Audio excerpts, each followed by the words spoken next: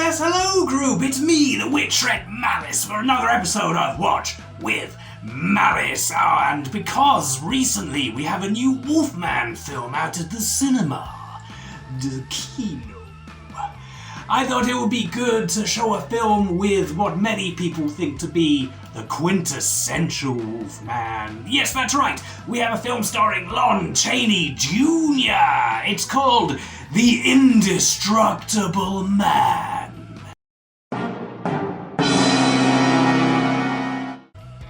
This was made in 1956 and was directed by Jack Pollexfen. What a weird place for an X, for he is not the amazing Mr. X. That was on an earlier episode.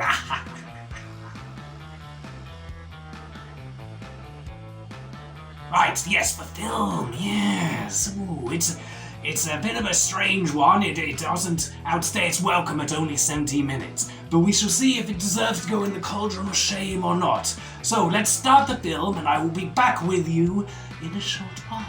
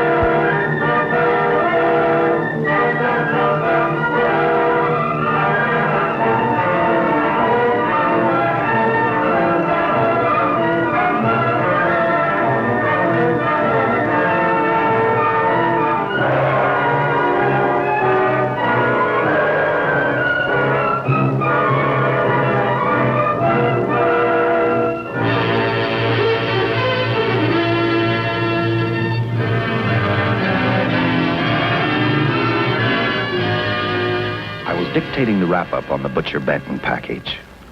I'm Lieutenant Dick Chasen. This hadn't been a routine case, and to find the answer, I've had to put a lot of little pieces together. It began on the day most cases can be called closed. It was the day before the butcher was to be executed. He was visited by his attorney, Paul Lowe, in the death house. It was at this first meeting the Butcher Benton case took its first switch. Well, that's it, Butcher. The evidence against you was so strong, the governor turned down your appeal. You're a rotten liar, Lowe. And now you're still trying to throw me curves. Look, I don't blame you for being edgy, but get this straight. I didn't double-cross you. I never worked harder for a client. You mean you never worked harder for a client to get him sentenced? You were a fool, Butcher. If you hadn't tried to double-cross Squeamy Ellis and Joe Marcelli, they wouldn't have turned state's evidence against you. But you had to get greedy. You wanted to keep the whole $600,000 for yourself. Well, the boys got sore, and I don't blame them. It was all your idea. You planned the whole job. You hired us. When you found out I'd staged the money, you decided it was time for me to die. You got those two crumbs to turn state's evidence on me. You stinking rotten mouthpiece.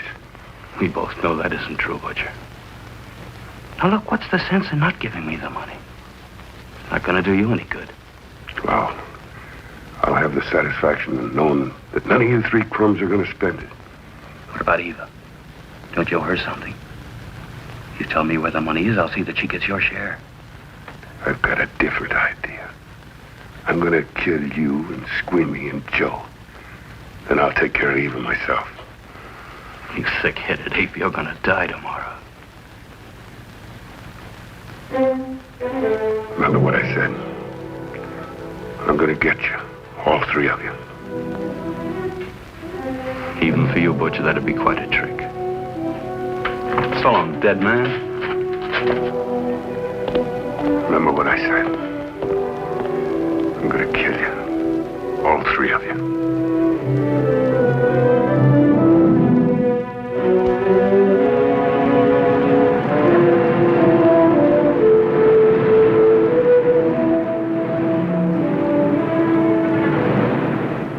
Back in Los Angeles, two men sat in a bar room listening to a newscaster tell his headline story. He played up big the butcher's threat to kill Paul Lowe, Squeamy Ellis, and Joe Marcelli for their having turned state's evidence against him. Squeamy Ellis didn't seem happy over the butcher's threat. Neither did Joe Marcelli. But they had figured, once a dead man, always a dead man. But this was one time everyone was in for a surprise, including the entire police department.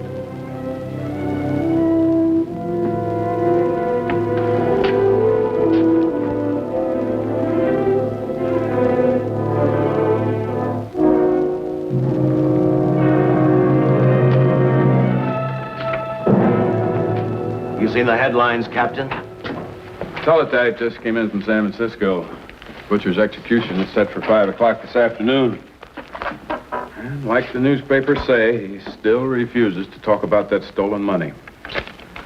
Well, I still have hopes of coming up with something. That's what I dropped by for, Dick. With Butcher's execution, the department's marking it case closed. That means you'll be reassigned. I spent a whole year trying to break this case. As far as I'm concerned, Butcher's death is just the beginning. Of course, I can't prove it, but I think that Paul Lowe was the top man. And even though I have to keep working on it while off duty, I'm going to get Lowe, Squeamy Ellis, and Joe Marcelli. Okay, Lieutenant. Officially, I've taken you off of the case. Unofficially, I wish you luck. Do me a favor. Keep me posted. Will do. Thanks, John. I headed for Eva Martin. She worked in a local burlesque house. I'm a cop, and my job is to ask questions and get answers. So I decided I might as well start again with her.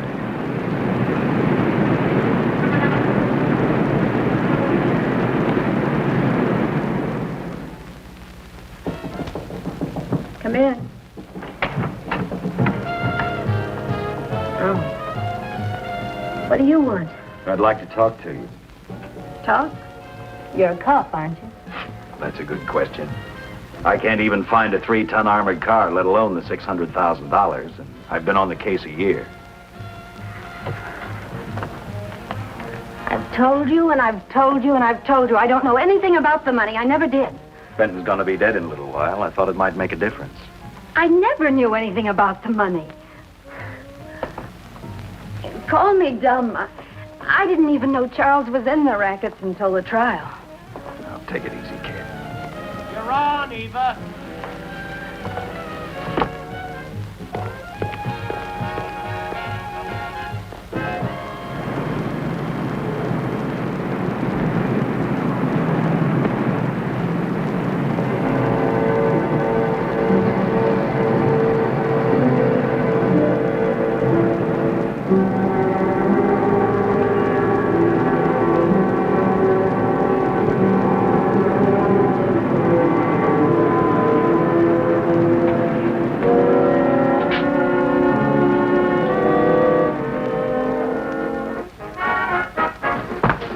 Honey, here's your wrap.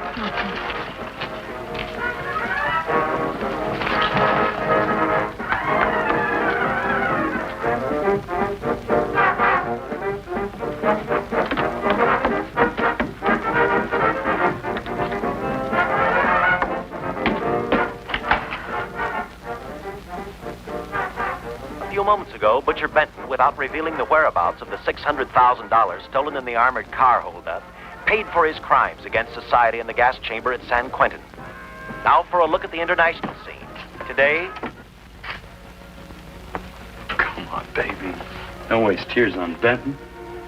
I feel so badly about Charles. If I'd known, maybe I could have done something. How about a drink? We could both use one. No, I just can't drink while she's working. Oh, I see.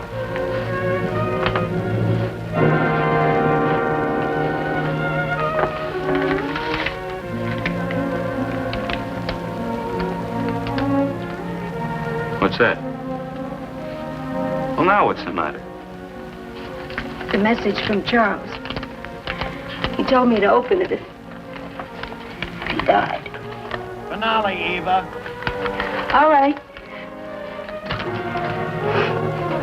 How about a steak after the show? No, thanks. Not tonight, Paul.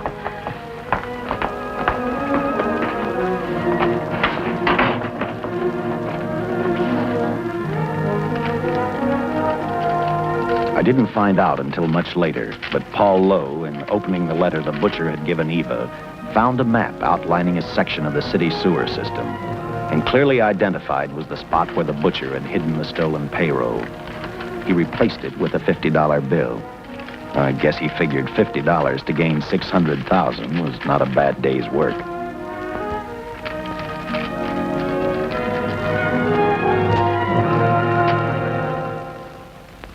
200 miles away in San Francisco, the case took another switch, which turned the next 72 hours into one long, hideous nightmare. Dr. Bradshaw, a distinguished biochemist, was making preparations for a final experiment which he hoped would lead the way to a cure for cancer. He'd been successful with laboratory animals. The last step called for a human body. And Dr. Bradshaw's assistant quickly made a deal with a local mortuary and returned to the laboratory with the dead body of Butcher Benton.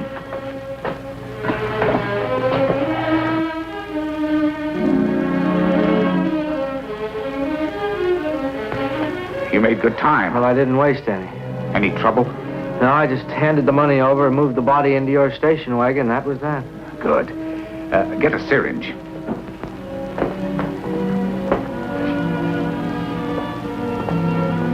He's in good shape. Well, I hope so.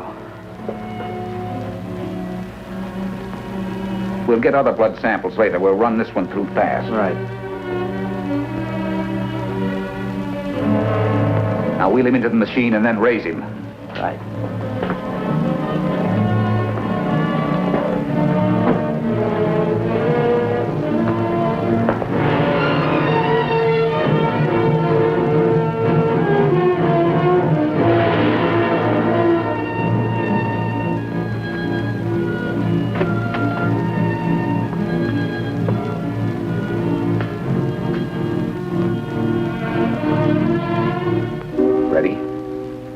You're going to give him 287,000 volts? Yes, yes. I'll get the fluoroscope set. We'll check with that before we start dissecting. Turn off the lights.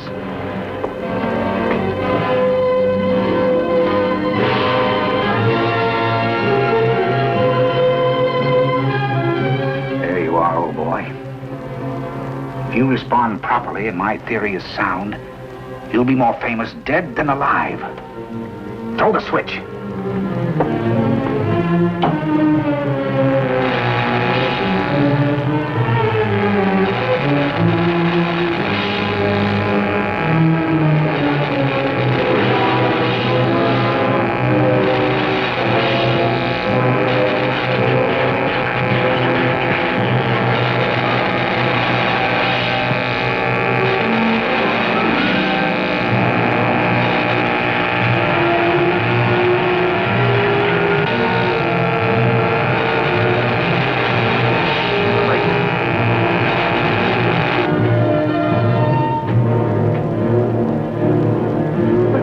I saw a pulsation of her heart. You're right. Dr. Bradshaw is beginning to breathe. You've brought this man back to life. No. The heart muscle has simply responded to a terrific electrical shock, that's all. Yes, but it does prove that the cells still function. Dr. Bradshaw, he is alive. A shock reaction, it can't last. His cells are multiplying now, if your theory is right. We could keep that reaction going longer. But it's worth a try. Get the body out.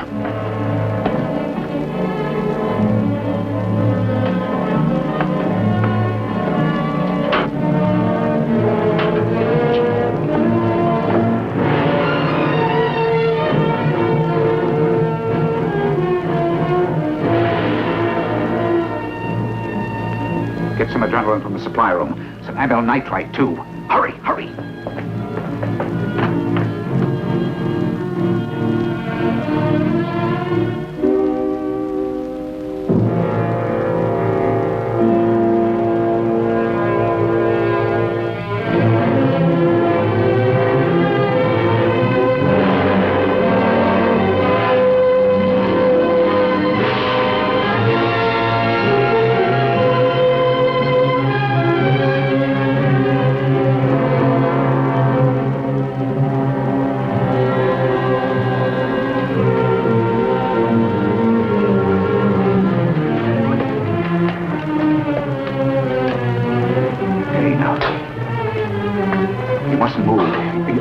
can't stand the strain.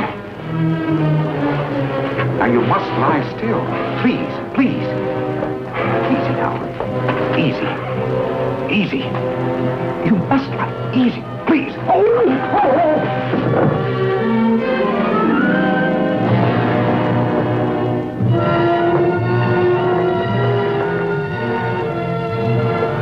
Dr. Bradshaw's experiment had given life back to the butcher. He tried to talk, but the electrical voltage had burned out his vocal cords. Yet it hadn't destroyed his brain. He knew who he was. He knew who he hated. As he stumbled about the room, I think he thought only about one: kill Lowe, Squeamy, and Joe Marcelli. The tremendous electrical voltage that Dr. Bradshaw had given the butcher had increased his cellular structure to the point where he was no longer a man. Dr. Bradshaw's experiment had created a vicious, brutal animal with an almost inconceivable amount of strength. Dr. Bradshaw must have believed the butcher's regained life would last for only a few minutes. Therefore, instead of calling for help, the doctor decided to handle his creation alone. Now, easy, Benton. Just relax. I'm a doctor. I want to try to help you. Do you understand me? You're in my laboratory. The execution was carried out and you were declared dead. I tried an experiment on you and brought you back to life, although I didn't intend that. Now, you've had a great shock. Now come and sit down. Now, be quiet. Now, come and sit down. Take it easy. That's the boy.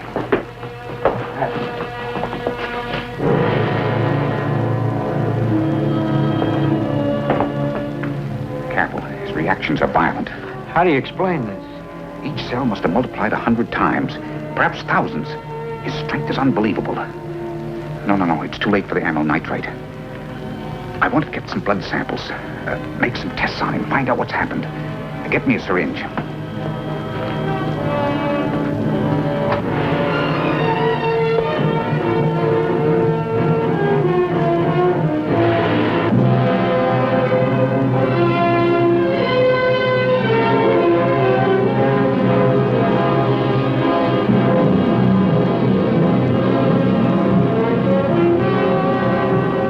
Why won't the needle penetrate the skin? Tissue must be nearly a solid mass of cells. How are we going to get the blood sample? Surgically, perhaps.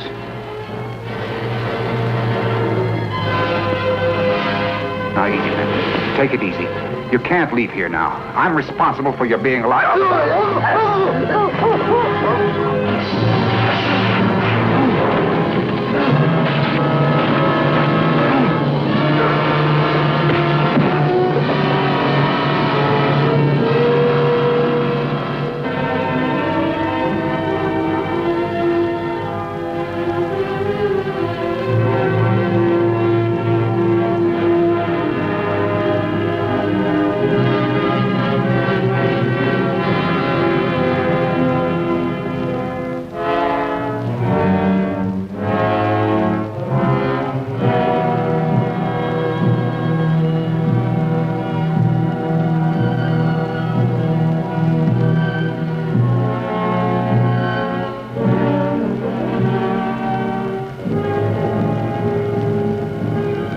Towards the end of this case, Captain Lauder and I found out the doctor and his assistant had been murdered.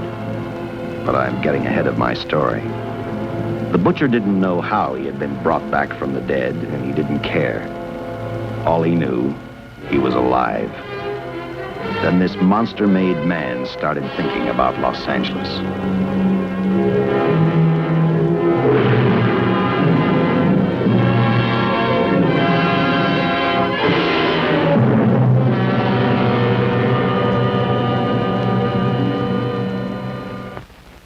On that very in Los Angeles, I decided to stop playing detective for a little while. I went to the burlesque house to ask Eva to have dinner with me.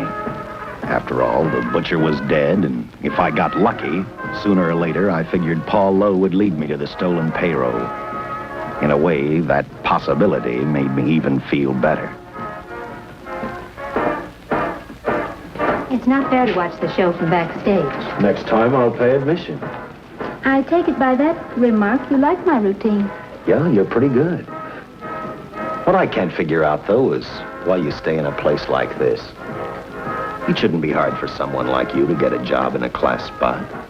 If you weren't a detective, I'd be willing to bet with a line like that your next remark would be, how about dinner? Well, not exactly dinner, but a hamburger might be a good idea. If you're asking in an official capacity, I can't say no. I'm off duty. For the past 6 months, all I've ever called you is Lieutenant Chasen. Do you have a first name? Dick. Give me 10 minutes for a quick change, because you've just made yourself a date, Lieutenant. I mean, Dick.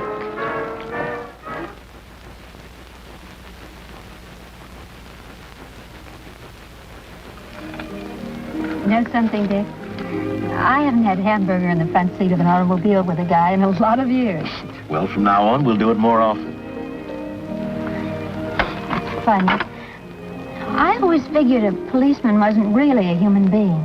I mean, unless he was arresting someone or trying to solve a case, he was unhappy. Shows you how wrong you are. In fact, everyone on the force gets fed up occasionally with the job they do. Maybe we're more human than anyone else. We see so much trouble, we get to hate the word. But as long as the world's filled with people, there'll have to be men who enforce the laws. What made you join the department?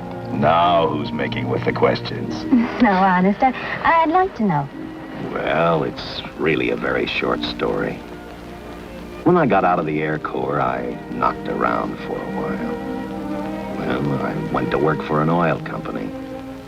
And one day, I went back to college on the GI Bill. Just before graduation, I noticed all about the police department exams. Seemed a pretty good thing to do with your life, so I took the exams, passed, then went on from there. If I ask one more question, will you give me a straight answer? Try me. Am I still part of the Charles Benton investigation? I mean, right now. I don't think so. As far as the department's concerned, when Benton was executed, the case was marked closed. Inside of me, that's not good enough. I don't follow. Well, the $600,000 is still missing. And a fast-talking underworld lawyer like Paul Lowe is walking around a free man. Someday, no matter how long it takes, I'll get him and the money. Until I do, the Benton case for me is not closed. I give you my word, Dick. Charles Benton never told me anything about the money. Oh, I've been sure of that for a long time. But how did you ever get mixed up with anyone like the butcher? This trouble ever started just happened. I had a roommate who used to date Benton all the time. One day she packed and left for Chicago. Benton carried a torch for her, and he used my shoulder to cry on. First thing I knew, we were having dinner together, and a few weeks later, I was labeled by the police as this #1 suspect and Benton's girl. But it was never like that. I made only one mistake. I felt sorry for him. You mean, until he was arrested for the robbery and the killing, you had no idea how he earned a living? I know this is going to sound crazy, but I only went out with Benton a couple of times. And all we ever talked about was Madge, my old roommate. The last time I saw him, he tried to get too friendly, and that's when I told him he had the wrong girl. But like I said, I'd already made my mistake. What about the burlesque house? How do you two fit together? You sound like a lot of other people. I left a small town a couple of years ago because I won a beauty contest, and the first prize was a screen test. After which, nothing happened? That's right. Only, it was pretty rough. And then one day I read an ad about girls wanted for a burlesque show. I auditioned and I got the job. You know something? It's like any other job. If you're looking for trouble, you can find it even in a schoolroom. Well, when the screen test didn't work out, though, why didn't you go on home? Well, first you have to have a home to go back to. My folks are dead, so Los Angeles was as good as any place else. I don't know about you, but I do 8 shows a day, and at this hour I'm bushed. I know what you mean. Mind if I drive you home? No. And I'll tell you something else. I haven't minded anything about tonight. Not even the hamburger.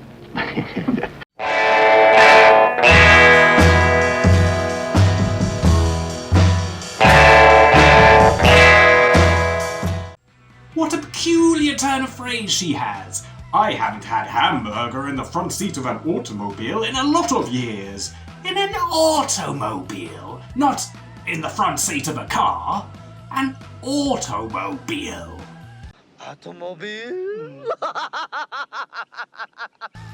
I like that the scientist in this is basically a lazy Frankenstein. Why go to all the bother of digging up dead bodies and having to cut them up and sew all the bits together? That's sewing. No, when you can just get one body, all there, everything's already in it, and just bring that back to life. Haha. I don't. Maybe he's just not very good at sewing. Who knows? Maybe that's what inspired him. Yeah, that's what would inspire me. As you can tell, I think that's sewing when that's clearly a double axe handle. I kept playing tag with Lowe. He made 4 telephone calls. 3 of them didn't interest me, but one did. The one to Joe Marcelli. I watched Joe head for his meeting with Lowe, and for some unknown reason, I began to get the feeling that this case was finally about to explode in my favor. You see what I mean? Well, look at that, will you? I seen him stagger on 2 legs, but he's doing it on 4. Shut up, you flea bag. Well, look who's calling names. At least I ain't a squealer, a stoolie. I warned you before. All right, Harry, that's enough. I'll take care of him. I want to talk to him. Okay, Mr. Lowe. But any future business you've got with this psycho, take care of it upstairs in your office. You keep showing around here, sooner or later he's going to get slugged, cripple or no cripple. All right, shut up, Joe. Sit down.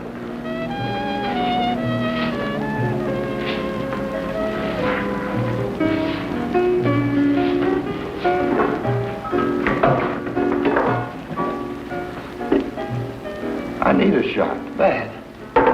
You'll get one after I talk to you. You sober enough to understand? Yeah, I run out of dough. No wonder. Look at you. You used to be the best torch man in town. Now I don't think you could crack a safe if you knew the combination.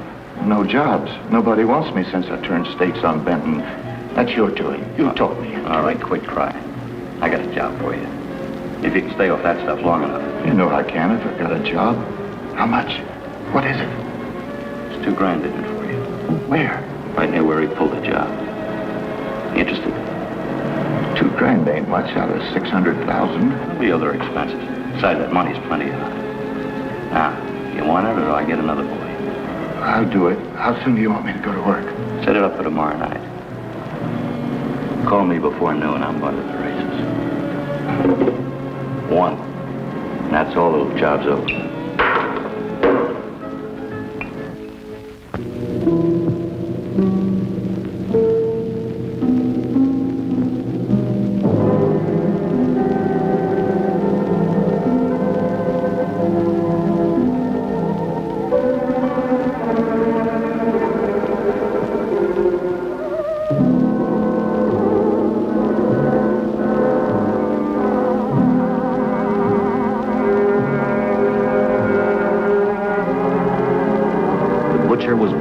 Slowly toward Los Angeles.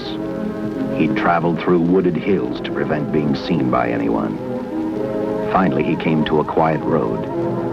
He stopped to get his bearings. And then he saw her. He saw something else. An automobile. For the butcher, that rang a bell. With a car, he knew by the next afternoon he'd be in Los Angeles in plenty of time to catch up with the 3 men who had double-crossed him.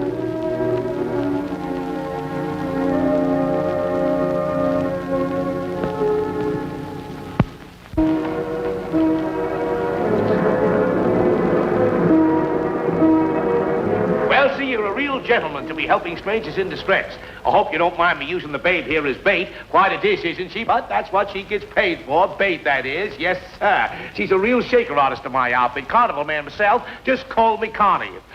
Yeah. Well, friend, we're in a little bit of difficulty here. Got a flat tire, brand new car, no tools in the back. Why, some of these dealers make my carnival grifters look like babes in the woods.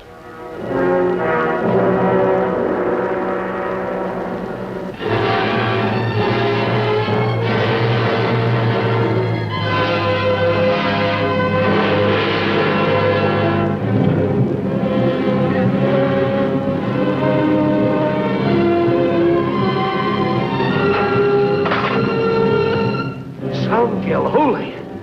Say, who you with, Fred, and let it down. Let it down.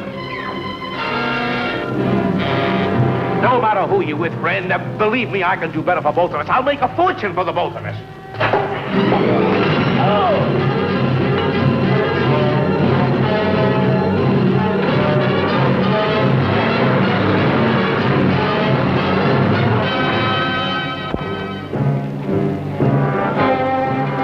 An hour later, the San Francisco Police Department sent out an APB. Squads were sent to various parts of the countryside.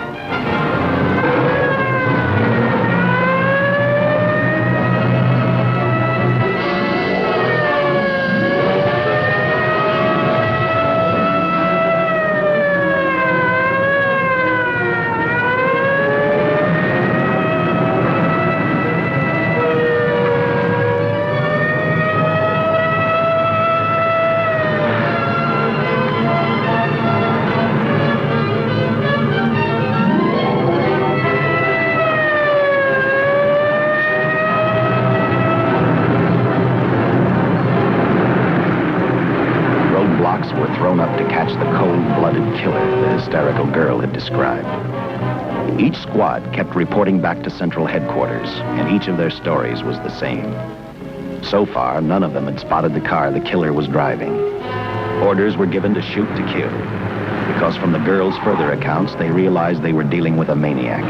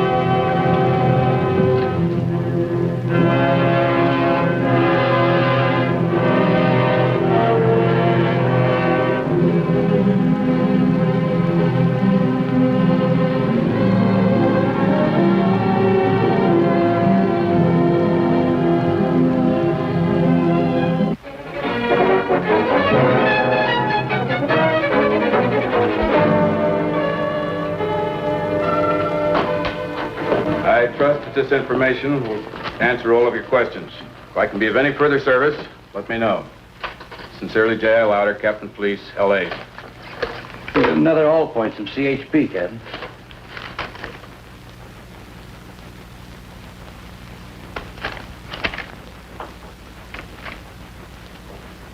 These reports sound like they come from a bunch of loonies.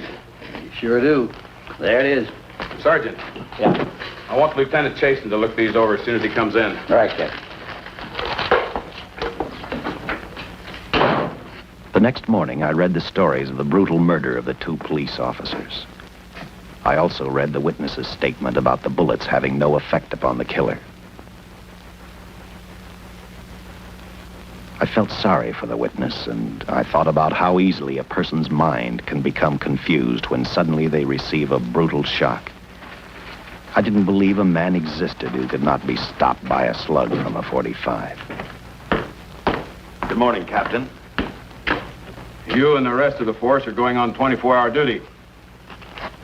Seen the headlines? You mean this guy that's running amok up north? Yeah, the latest report, he's killed 2 police officers. Made a getaway in a green coupe heading south. I've got a hunch this killer's going to be our baby.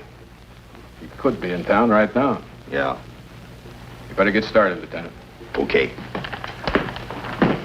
Any new leads on that hold-up money? I think the girl can probably be counted out. If any of the others are wise, they're keeping mighty quiet. Well, let it ride for now. The whole force is going to be on the spot until we catch this killer. The newspapers will have a field day.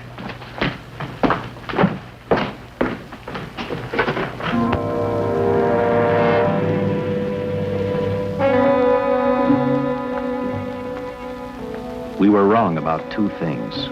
The killer was already in our city, and we didn't know he was Butcher Benton. He headed straight for Eva Martin. He went to her dressing room to get back the map he had left in the envelope with her. He wanted first to check his money, then catch up with Lowe and the others.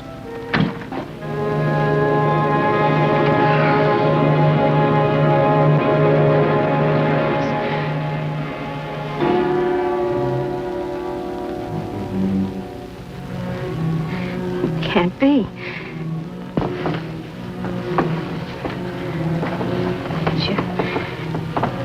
You do look like him. Only different somehow.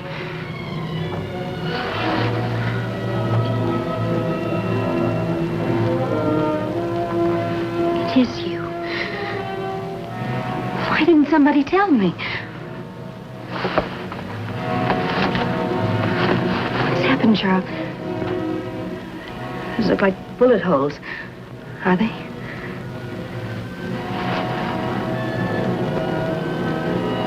There isn't even a mark.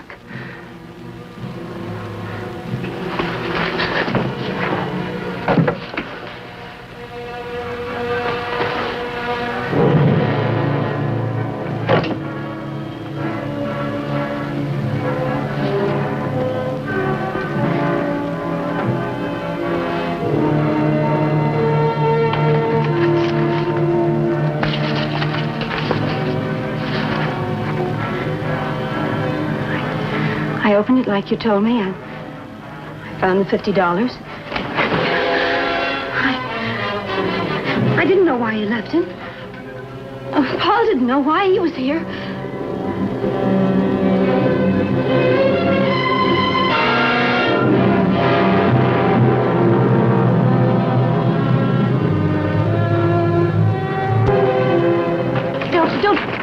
Don't get crazy. The name of Paul triggered his hate. He left her dressing room and started for Squeamy Ellis and Joe Marcelli's place. Because he knew, with them out of the way, Paul Lowe couldn't open the strong box where the money was hidden. He thought of Squeamy and Joe first. He was saving Paul Lowe for last.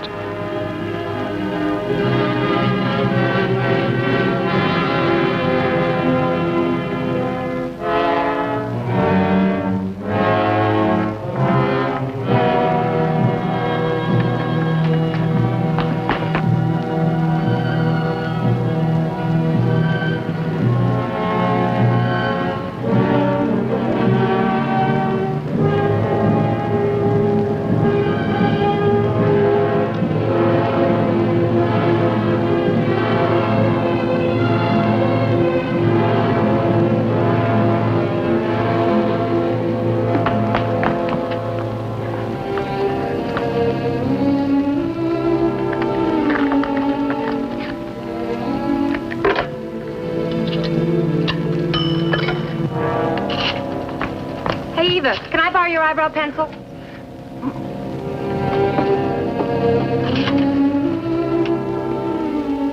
Operator, get me police headquarters. Lieutenant Chasen, please. When do you expect him? Well, tell him Charles Benton is alive, and even bullets can't stop him. I'm not crazy.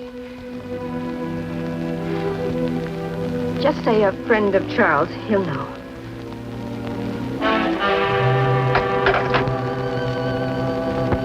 She tried to tell him the butcher was alive and on his way over to kill him. Squeamy didn't believe her, and in a way you couldn't blame him. Who in their right mind would believe a man had returned from the dead? What Squeamy actually believed was that the butcher, before his execution, had hired a killer to carry out his threat.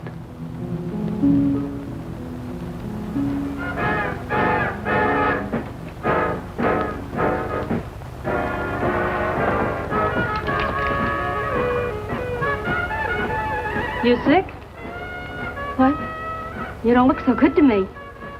10 minutes, Eva. All right. Say, Eva, I could take over the matinee trick for you. What? It's easy. Look, Eva, I can do it. Scub-up-de-doo-doo-doo. Oh, I'm Francine, I just thought of something. Yeah? Eva agreed to let Francine do the show. She hoped she'd be able to interrupt the butcher before he arrived at Squeamy's hotel.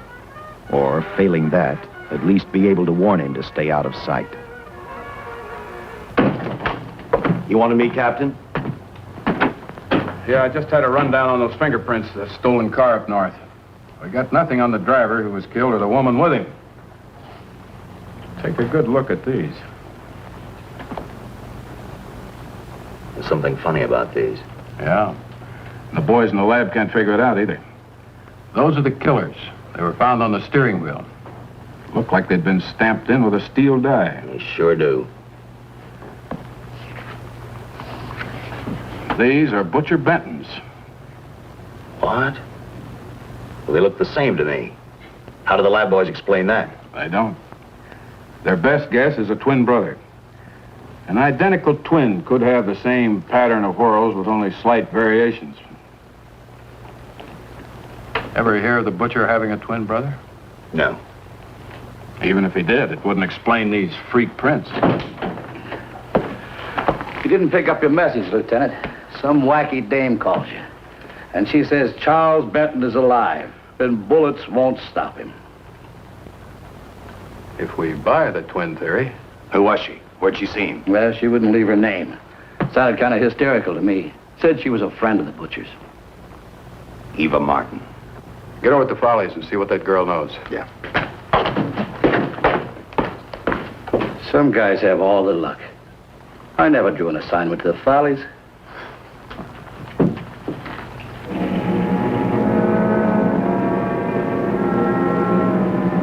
Meanwhile, the butcher headed for Squeamy's hotel.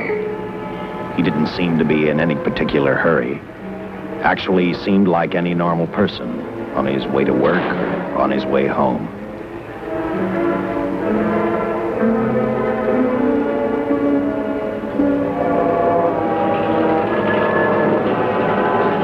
He rode up Angel's Flight, arrived at the top, scanned the hotel building, and then noticed the only exit from Squeamy's apartment, a fire escape.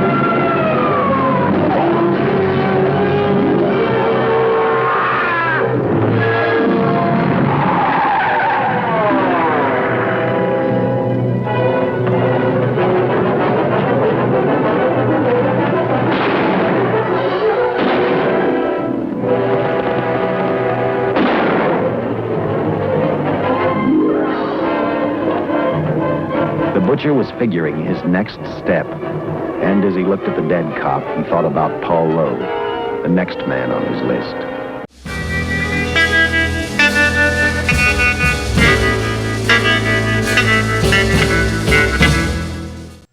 So what do you think so far, group? We are getting some fantastic location shooting out in Los Angeles in the 1950s.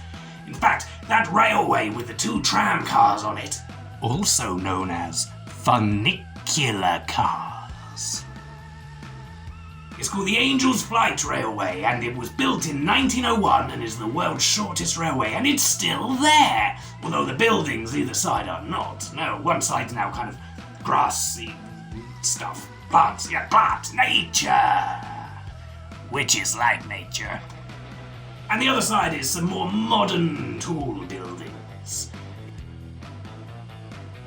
And in this final part of the film, we will see some other location shooting. Well, it might, I assume it actually will probably be a set, but it's pretending to be location, and that is the sewers! Oh, how exciting. I've always wanted to see the sewers of Los Angeles. I'm sure you have too. But before we get to experience that treat, I suppose we should check in, shall we say, with my disgusting cousin, Moondog Malice. What has he got for us this episode? Hey there, Moondog Malice here, and I'm gonna talk to you about something indestructible, you dig? Yeah, and that's imagination, yeah. Like figments of your imagination. Now, this is not the imagination. This is a stuffed toy of Figment the Dragon, but he represents the imagination, you dig? However, he was actually made in 1982, and he's looking pretty good nick, yeah. Maybe he is indestructible. Whoa. But yeah, I got a question for you, okay? Okay, how high? You stay there, Figment, you stay there. Haha. So, how high can you drop an egg onto a concrete floor without it breaking? I'll let you think about that for a minute.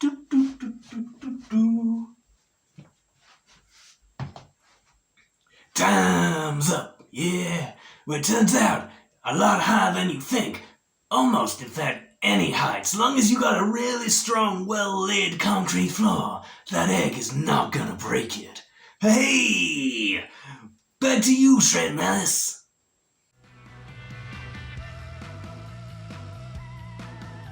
Well, I'm sure you'll agree we couldn't have lived without seeing that. Seen Joe Michelli? Not since last night when I told him I didn't want him around here no more. Give me a shot.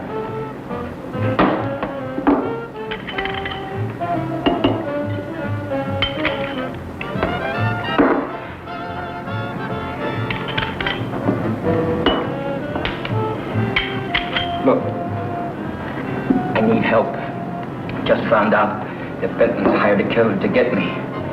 He's after Joe, too. Then Drink up and get out. I don't want no trouble around my place. You're a real pal. Drink up and get out, I said.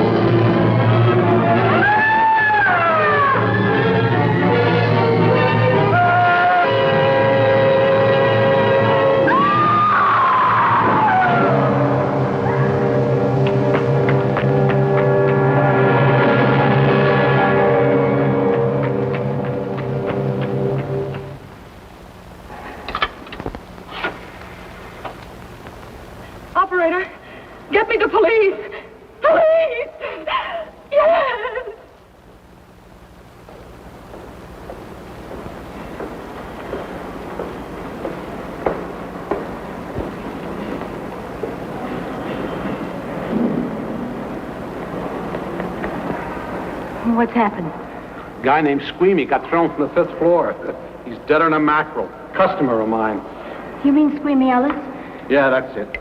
Just Squeamy. No one else was killed. Ain't one enough?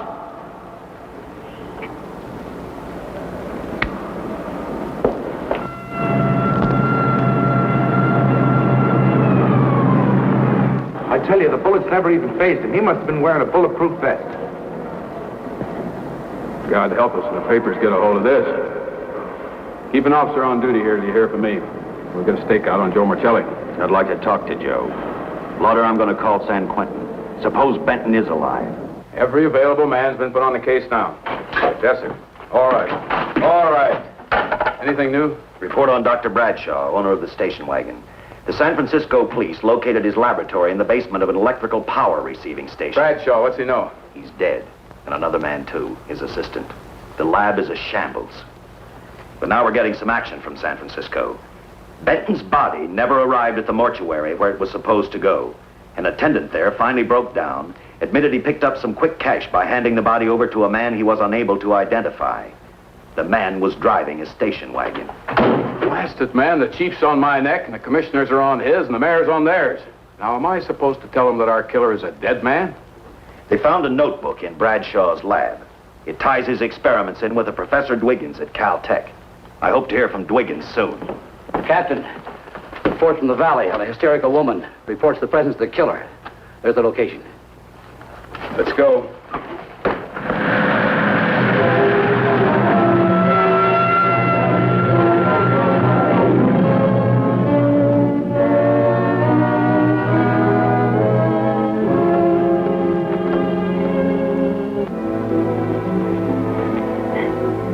You and your boyfriend had a little fight, and he got out of the car to take a walk.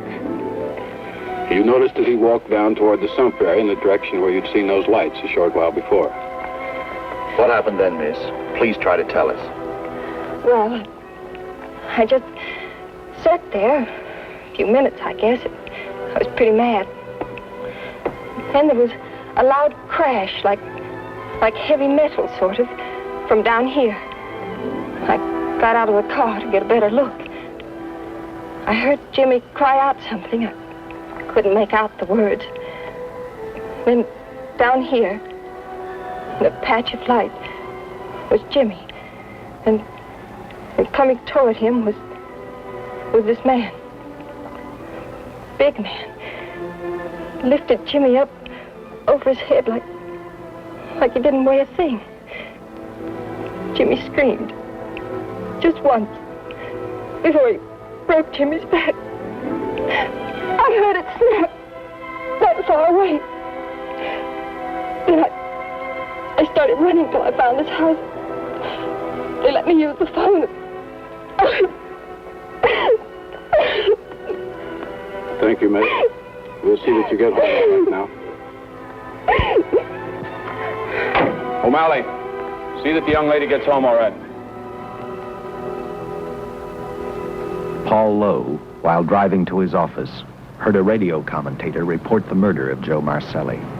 And what shocked him most was when the broadcast identified the killer as possibly being the butcher.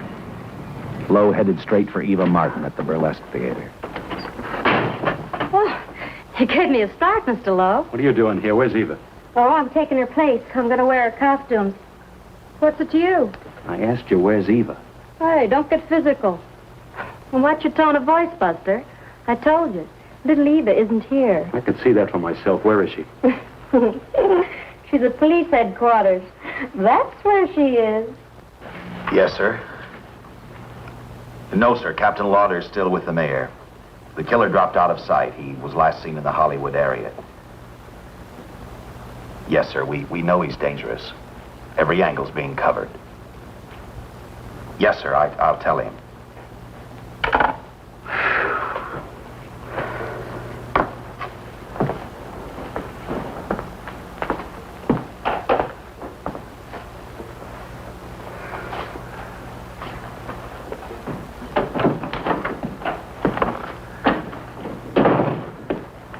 Here, see how these fit. Low heels. I'm sorry. It's the best our wardrobe department can afford. any idea how soon the captain will be back?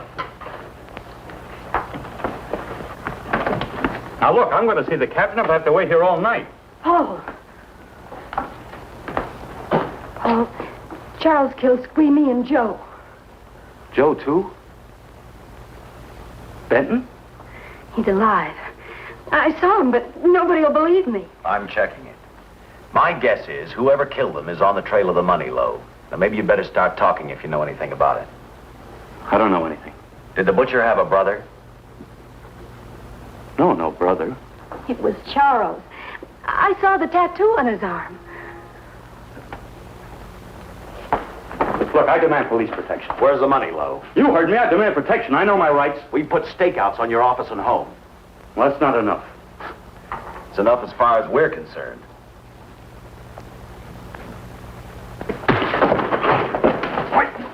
Are you gonna book me, Sergeant? Then throw away the key.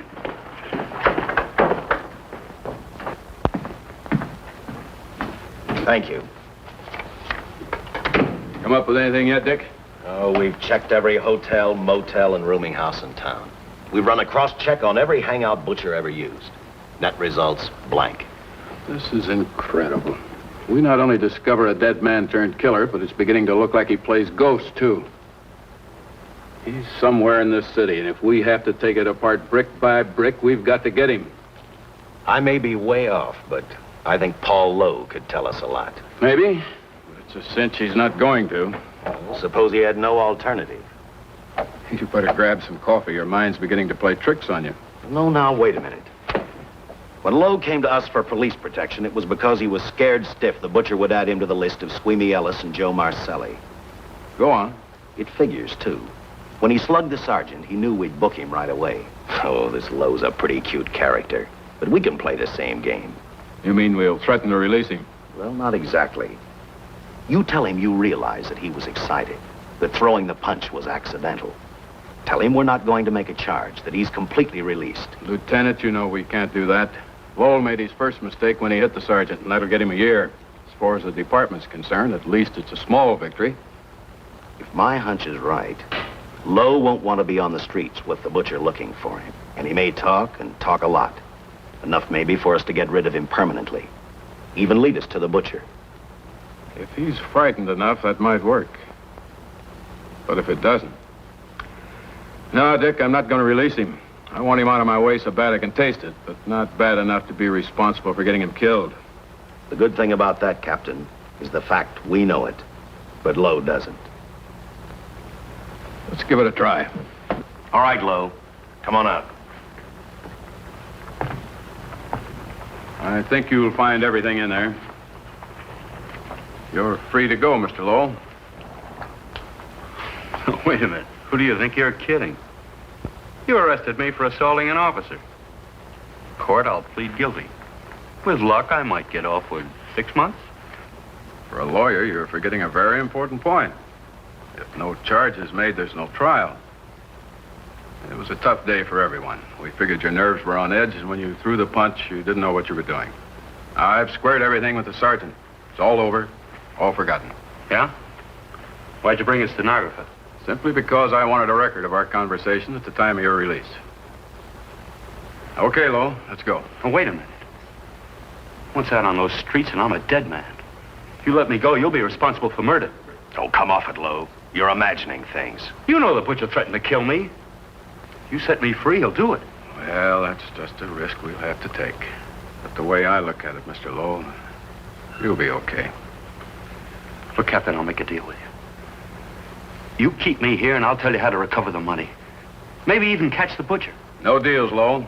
You'd probably tell us anything just to stall for time. Come on, let's get out of here. Now, wait a minute. All right. I'll tell you the truth. Start taking this down. I, Paul Lowe, hired Butcher Benton, Squeamy Ellis, and Joe Marcelli to pull off the armored car holdup. And then Lowe continued with his confession. He told us about finding the map. He showed us the exact location of where the butcher had hidden the stolen payroll. and he gave us a most important answer. The explanation as to how the butcher was able to elude detection. His means of escape was the sewer system beneath our city.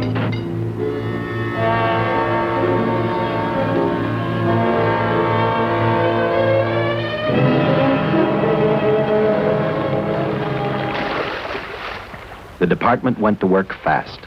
Every police squad in the city was detailed to cover a specific area. Every entrance and exit to the Los Angeles city sewer system of 700 miles was covered. Captain Lauder and I, along with several other squads, headed for the entrance where, according to the map, Butcher had hidden the money. Our job was to stop him, and that made me think of one specific question. When we found him, could this monster be stopped? I, for one, wasn't sure.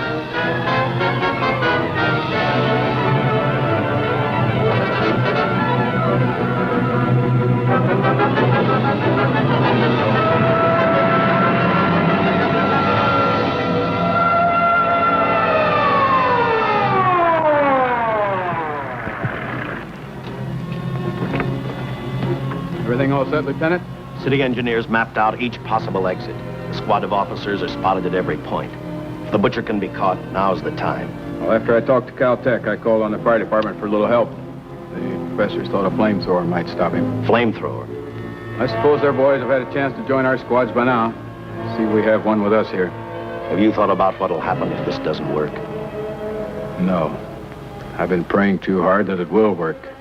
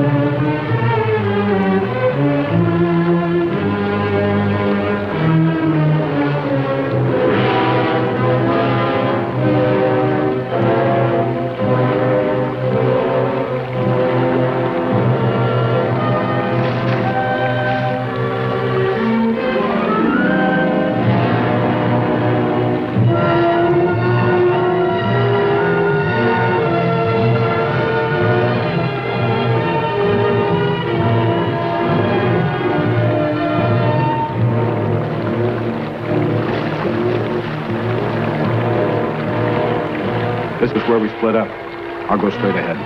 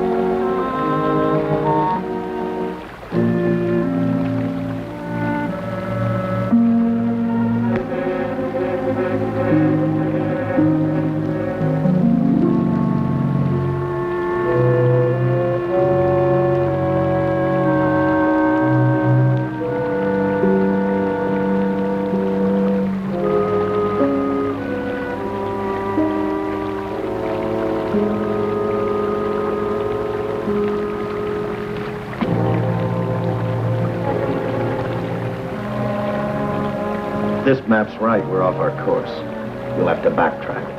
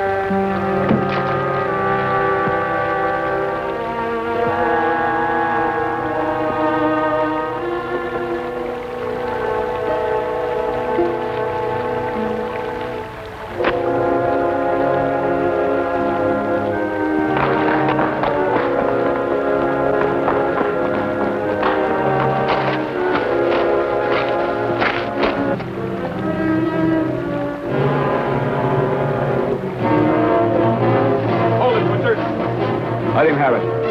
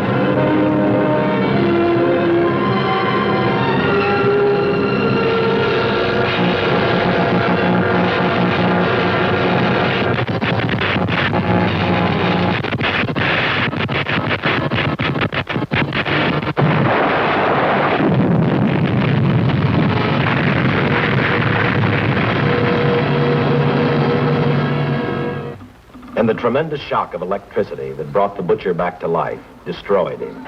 The $600,000 stolen in the armored truck robbery has been recovered. Case closed. Well, here are the scientist's comments for your records. I had to fill in a few spots with my own guesses, but I guess that's about the size of it. Did you get any sleep? Oh, some. Not much. How's the girl today? Well, I called the hospital about an hour ago. She'd gone. Gone? Where? She told them she was a working girl and that she'd been away from the job too long already. Quite a girl. Yeah. Say, how about that time off I've got coming? 48 hours, beginning right now. Get some rest, Dick.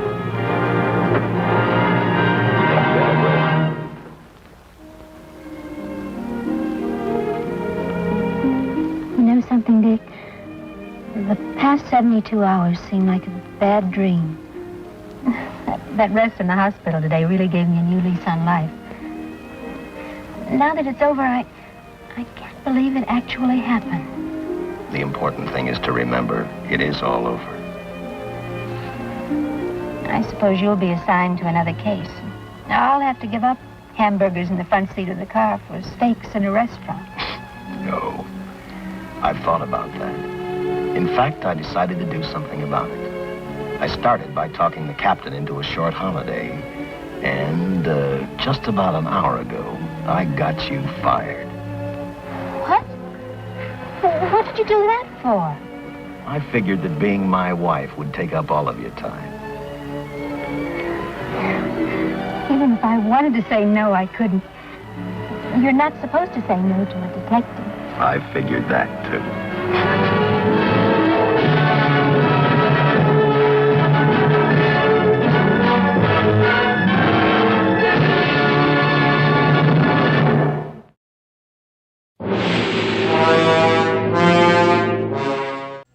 So there you have it, group, the Indestructible Man. What did you think of it? I must say, firing a bazooka in the sewers. Wow, what a strange plan. It's lucky that it hit the Indestructible Man, Lon Chaney Jr., and, didn't cause any other damage to any of the surrounding sewer works. Because, it could have been terrible for them. But yes, they were in luck there. It just hit Lon Chaney and obviously soaked up all the damage. All the input? That's computers. It's not a computer bazooka. Although that's a good name for a band. And speaking of Lon Chaney, he was, I think, a bit wasted in the fact that he couldn't speak. His delivery is one of the things that makes him so great. But never mind, overall, I quite enjoyed it. So yes, that won't go in the cauldron of shame, and I'm sure we're all happy about that. Now then, we'll be back in 2 weeks' time, as ever. And as ever, if you have any comments or suggestions, you can email me at maliceshred@gmail.com, or you can leave the comments below this video, as is the way of things in the world today. See you next time on Watch with Malice.